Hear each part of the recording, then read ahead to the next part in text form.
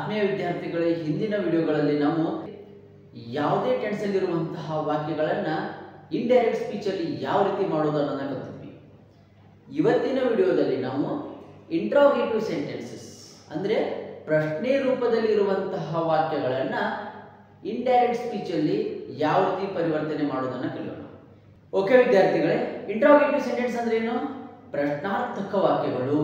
ಪ್ರಶ್ನಾರ್ಥಕ ವಾಕ್ಯಗಳಲ್ಲಿ there are two types of the interrogative sentences. Interrogative sentence ಅಲ್ಲಿ ಎರಡು ರೀತಿ sentences ಇರ್ತವೆ. ಒಂದು ಎಸ್ ನೋ ಕ್ವಶನ್ಸ್ ಇರ್ತಾವ, ಇನ್ನೊಂದು WH ಕ್ವಶನ್ಸ್ ಇರ್ತಾವ. For example, are you going to school? This is yes no question. Why are you going to school? This is WH question.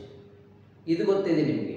Okay, ಈ ತರದ ವಾಕ್ಯಗಳು ಬಂದಾಗ ಇವುಗಳನ್ನು ನಾವು ರಿಪೋರ್ಟೆಡ್ ಸ್ಪೀಚ್ ಯಾವ ರೀತಿ ಮಾಡೋದು ಅನ್ನೋದನ್ನ ಇವತ್ತಿನ ವಿಡಿಯೋದಲ್ಲಿ ಕಲಿಯೋಣ. ಓಕೆ ಮಕ್ಕಳೇ, ಇಲ್ಲಿ ನೋಡಿ ಸೆಂಟೆನ್ಸ್ಗಳಿದಾವ. Ramesh told to Raju, are you going to school? Are you going to school? ಯಾವುದೇ ಒಂದು ವಾಕ್ಯ ಪ್ರಶ್ನಾರ್ಥಕ ವಾಕ್ಯ ಹೆಲ್ಪಿಂಗ್ ವರ್ಡ್ ಇಂದ ಸ್ಟಾರ್ಟ್ ಆಗಿದ್ರೆ ಆ ತರದ ವಾಕ್ಯಗಳನ್ನು ನಾವು ಎಸ್ ನೋ ಕ್ವಶನ್ಸ್ ಅಂತ ಕರಿತೀವಿ. Yes or no questions. Okay, yes or no questions ಅಂತ ಯಾಕೆ ಕರಿತೀವಿ?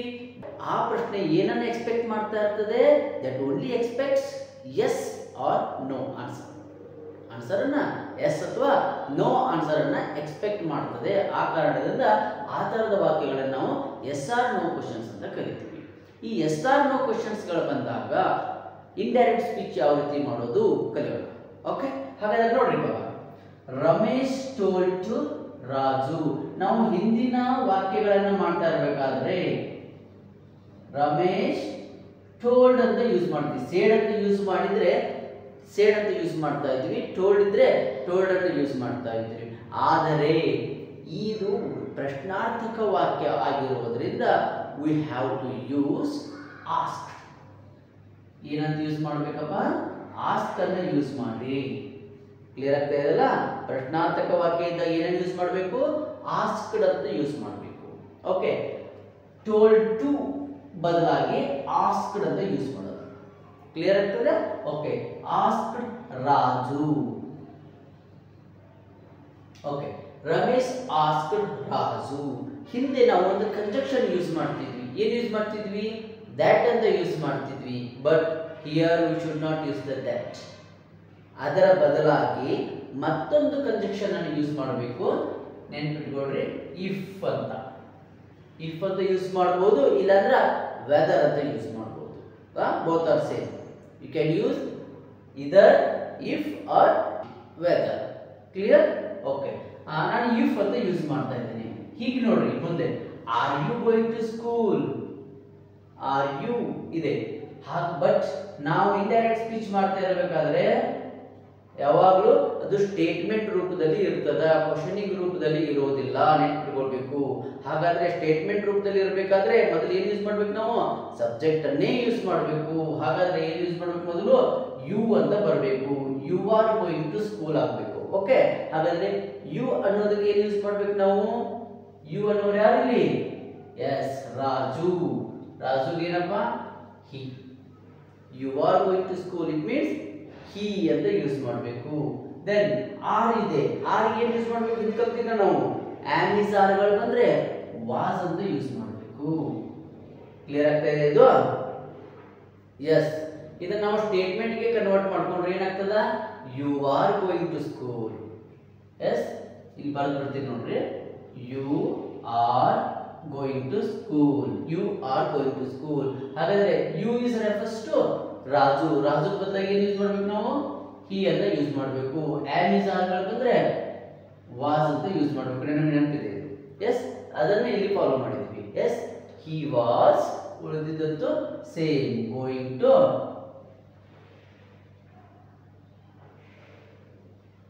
ಸ್ಕೂಲ್. ಕ್ವಶನ್ ಮಾರ್ಕ್ ಅನ್ನ ನಾವು ರಿಮೂವ್ ಮಾಡಬೇಕು, ಫುಲ್ ಪಾಯಿಂಟ್ ಇರಬೇಕು. ನೋಡ್ರಿ, ಇವಾಗ Ramesh asked Raju if he was going to school.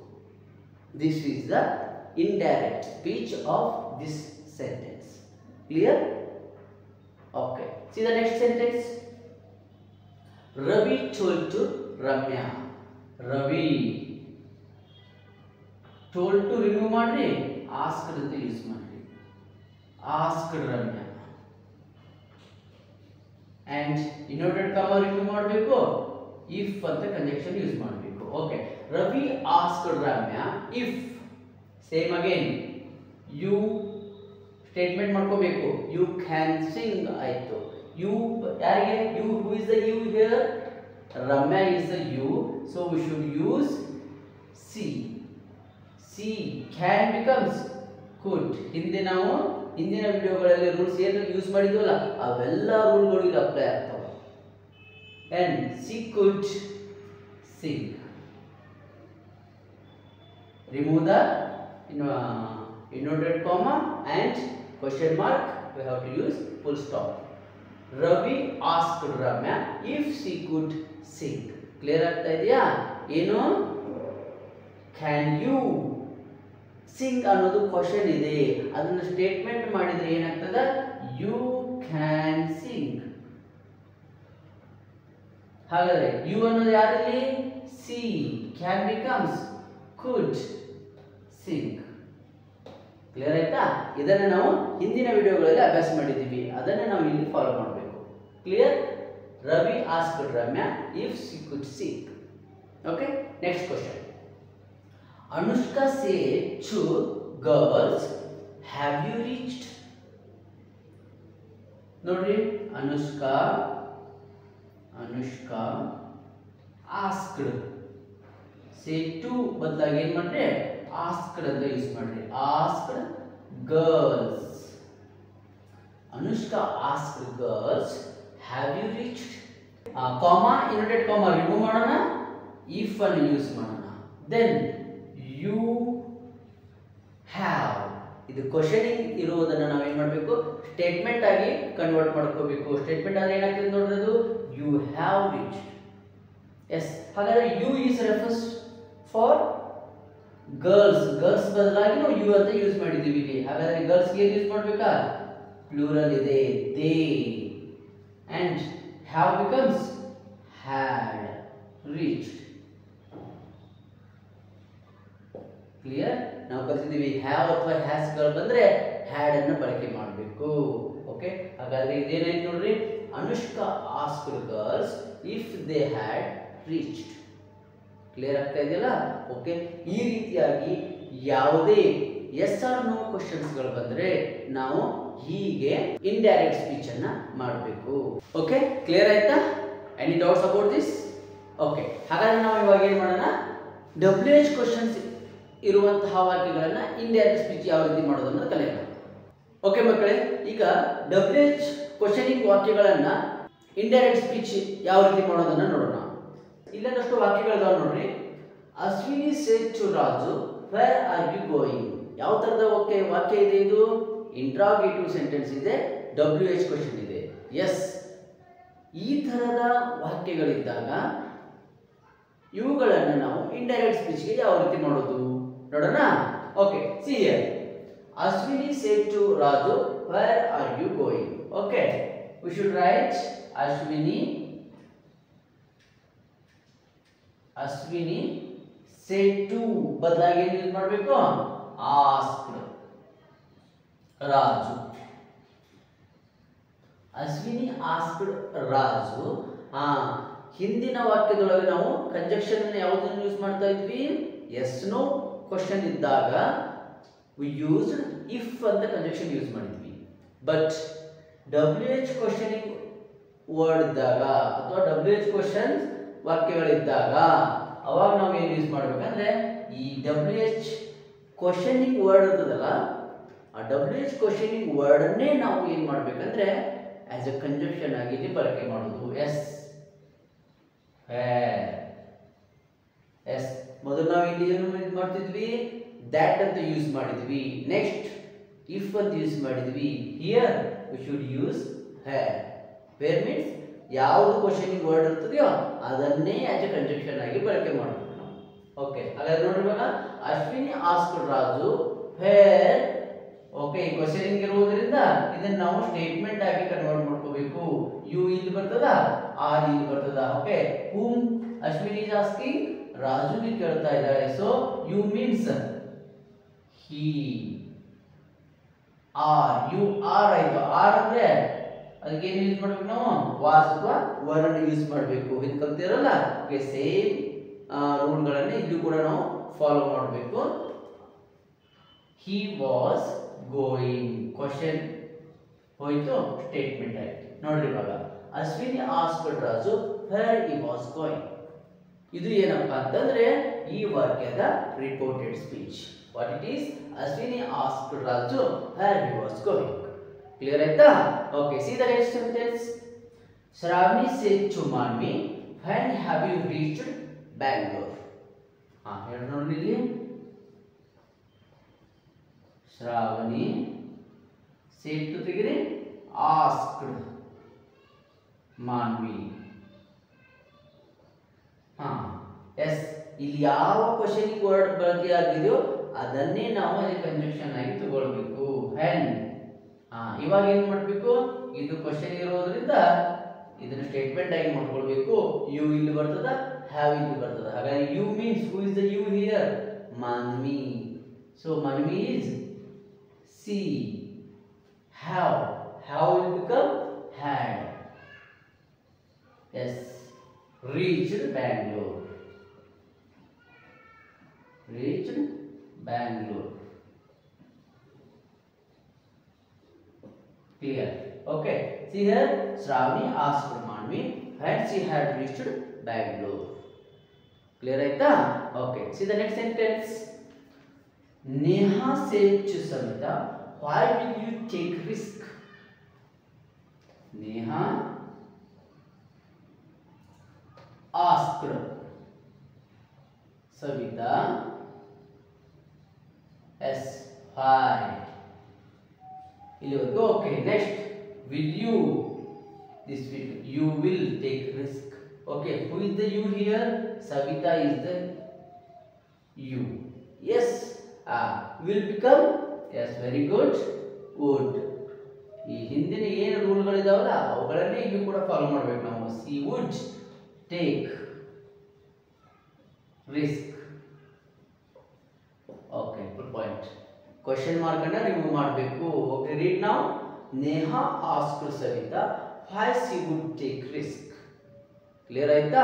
Okay ವಿದ್ಯಾರ್ಥಿಗಳೇ, ನಾನು ಇಲ್ಲಿ ನಿಮ್ಗೆ 2-3 ಉದಾಹರಣೆಗಳನ್ನ ಮಾತ್ರ ಮಾಡಿ ತೋರಿಸ್ತಾ ಇದ್ದೀನಿ. ಯಾಕಂದ್ರೆ ಬಹಳಷ್ಟು ಉದಾಹರಣೆಗಳನ್ನ ತೆಗೆದುಕೊಂಡ್ರೆ ವಿಡಿಯೋ ತುಂಬಾ ಲೆಂದಿ ಆಗ್ತದ. ಓಕೆ, ಈ ಉದಾಹರಣೆಗಳನ್ನು ನೀವು ಸರಿಯಾಗಿ ಅರ್ಥ ಮಾಡ್ಕೊಡ್ರಿ. ಮತ್ತೆ ಇರುವಂತಹ ಬೇರೆ ಬೇರೆ ಉದಾಹರಣೆಗಳನ್ನ ನೀವು ಕಲೆಕ್ಟ್ ಮಾಡಿಕೊಂಡು ಅವುಗಳನ್ನ ರಿಪೋರ್ಟೆಡ್ ಸ್ಪೀಚ್ ಅನ್ನು ಮಾಡಲಿಕ್ಕೆ ಟ್ರೈ ಮಾಡ್ರಿ. Okay, right on this. Okay ಮಕ್ಕಳೇ, ಈಗ ಕ್ವಶನ್ಸ್ ಕ್ವಶನ್ಸ್ ಇದ್ದಾಗ ಯಾವ ರೀತಿ ಅದನ್ನ ಇಂಡೈರೆಕ್ಟ್ ಸ್ಪೀಚ್ ಮಾಡಬೇಕು ಅನ್ನೋದನ್ನು ಕಲ್ತ್ವಿ.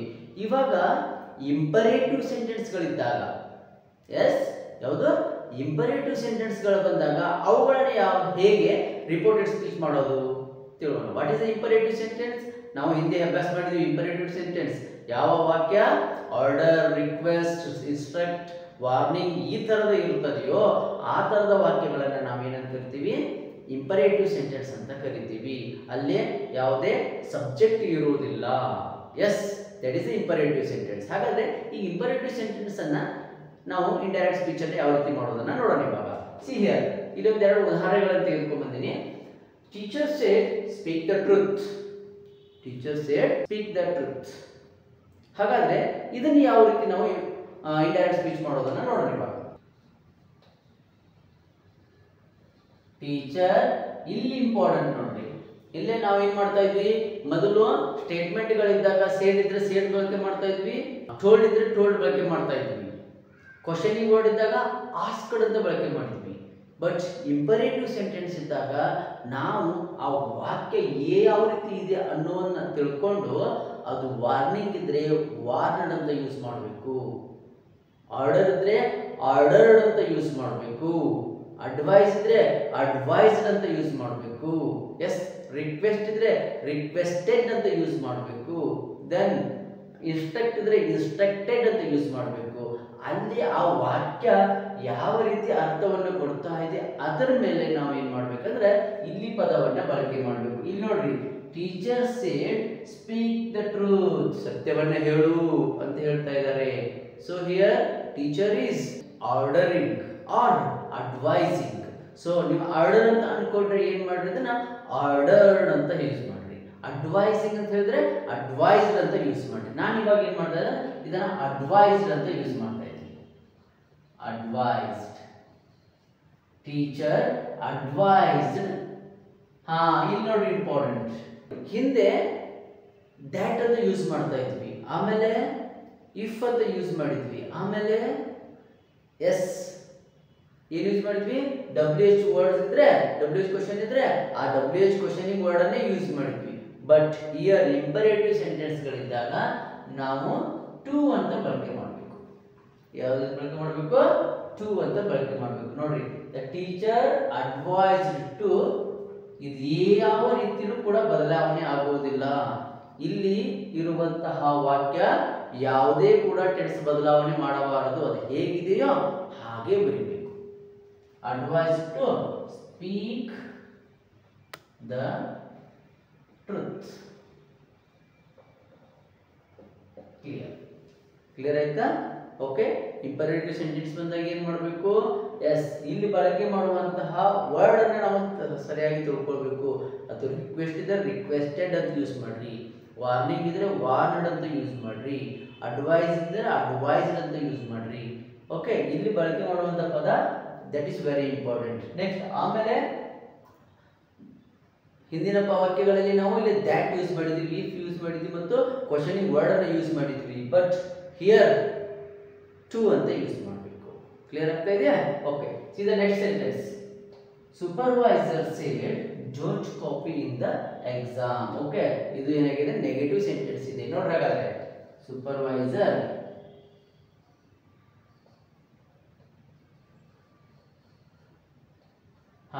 Don't copy in the examination, ಪರೀಕ್ಷೆಯಲ್ಲಿ ಕಾಪಿ ಮಾಡಬೇಡ್ರಿ ಅಂತ ಹೇಳ್ತಾ ಇದ್ದಾರೆ. ಹಾಗಾದ್ರೆ ಏನ್ ಹೇಳ್ತಾ ಇದ್ದಾರೆ, ಇದನ್ನು ಇನ್ಸ್ಟ್ರಕ್ಷನ್ ಕೊಡ್ತಾ ಇದ್ದಾರೆ. ಸೊ ಸೂಪರ್ವೈಸರ್ ಇನ್ಸ್ಟ್ರಕ್ಟೆಡ್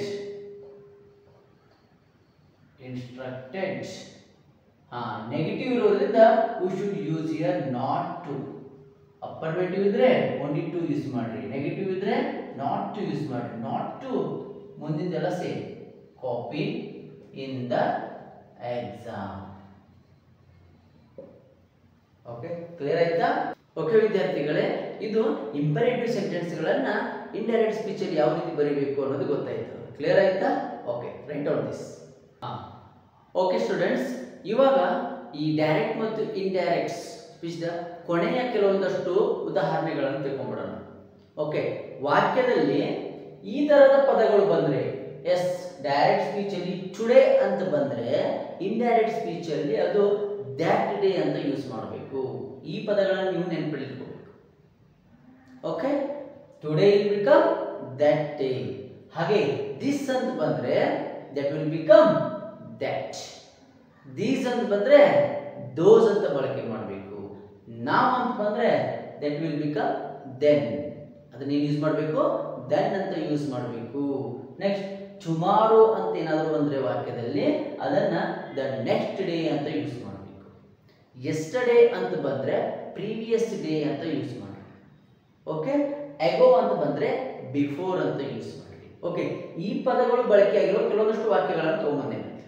ಓಕೆ, ಇವುಗಳನ್ನು ನಾವು ಏನ್ ಮಾಡೋಣ, ಇವಾಗ ಇಂಡೈರೆಕ್ಟ್ ಸ್ಪೀಚ್ ಅಲ್ಲಿ ಬರೆಯೋಣ, ಗೊತ್ತಾಗ್ತದ. ಇವುಗಳನ್ನು ನೀವು ಲಿಸ್ಟ್ ಮಾಡಿ ಇಟ್ಕೊಂಡು ನೆನಪಿನಲ್ಲಿ ಇಟ್ಕೊಳ್ಬೇಕು.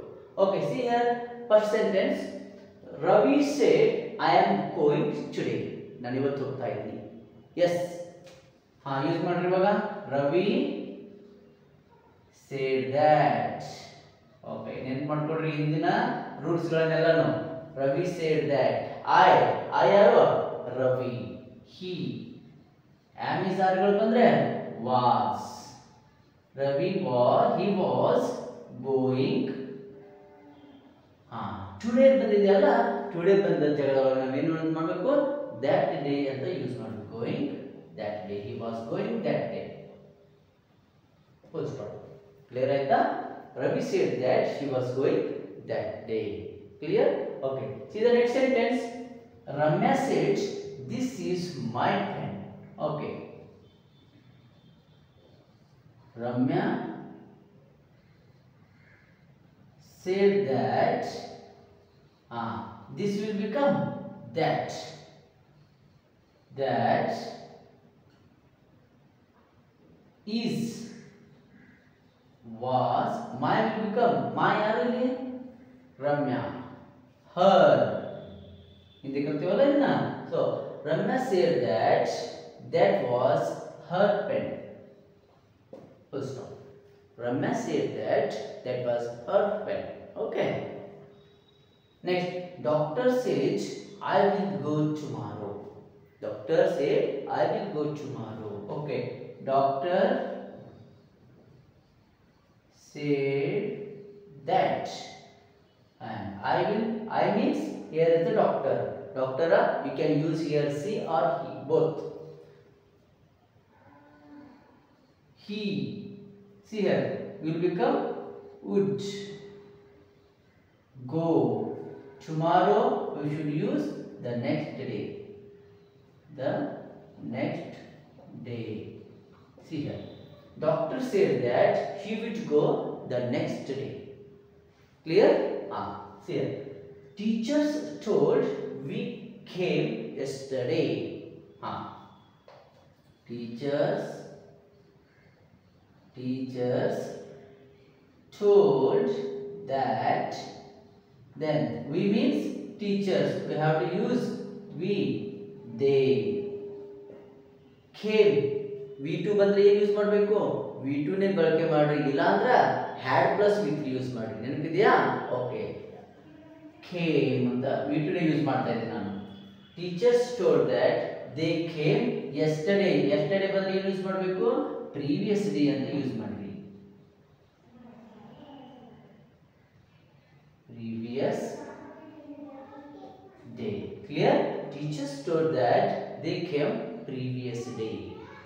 ಓಕೆ ವಿದ್ಯಾರ್ಥಿಗಳೇ, ಓಕೆ ಇಲ್ಲಿವರೆಗೂ ನಾವು ಈ ಯಾವುದೇ ಒಂದು ವಾಕ್ಯವನ್ನು ಕೊಟ್ರ ಡೈರೆಕ್ಟ್ ಟು ಇಂಡೈರೆಕ್ಟ್ ಯಾವ ರೀತಿ ಮಾಡಬೇಕು ಅಂತ ಅಷ್ಟು ನಿಯಮಗಳನ್ನು ನಾನು ನಿಮಗೆ ಹೇಳಿದ್ದೀನಿ. I hope you have understood everything. ಏನಾದರೂ ಸಮಸ್ಯೆಗಳಿದ್ರೆ if you still confusion in any rule you can comment in the comment section. Okay, dear students, see you in the next video.